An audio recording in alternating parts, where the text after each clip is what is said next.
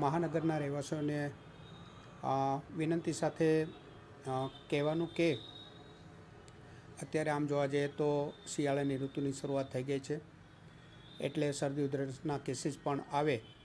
તો આવા કિસ્સાઓમાં જે લોકોને શરદી અને ઉધરસ હોય એવા લોકોએ નજીકના આરોગ્ય કેન્દ્ર અથવા સરકારી દવાખાનામાં અથવા પ્રાઇવેટ દવાખાનામાં જઈ અને ખાસ કરીને કોરોનાની ટેસ્ટ કરાવવી જોઈએ અને ત્યાંથી દવાઓ લેવી જોઈએ. છેલ્લા 2-3 દિવસથી 2-3 જેવા કેસ આવે છે, એટલે દિવાળી પછીની રજાઓમાં થોડા કેસીસ 2-3 કેસીસ આવવાના ચાલુ થયા છે.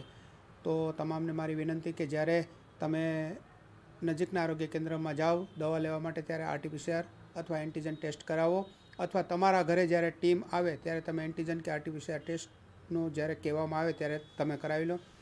આજે અત્યારે 2-3 દિવસથી જે થોડું વાદળછાયું વાતાવરણ થયું છે અને ઝરમર વરસાદ પડી રહ્યો છે, જે વાતાવરણ ચેન્જ થયું છે, આ વાતાવરણમાં જે બદલાવ આવ્યો છે એ બદલાવને લઈને જે મચ્છરજન્ય રોગચાળો છે એ મચ્છરોની ઉત્પત્તિ પણ વધી શકે છે.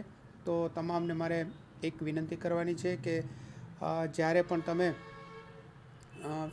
બાળકોને સ્કૂલોમાં મોકલો ત્યારે કોઈ પણ મોસ્કીટો રિપેલન્ટ લગાવીને મોકલો, અથવા જ્યારે ઘરની અંદર તમે ખાસ કરીને સ્ત્રીઓ અને મહિલાઓ જ્યારે ઘરની અંદર હોય ત્યારે ફૂલ કપડાં પહેરે, ફૂલ સ્લીવના કપડાઓ પહેરે અને રેપેલેન્ટ પણ વાપરે, જેથી કરીને મચ્છરજન્ય રોગથી આપણે બચી શકીએ.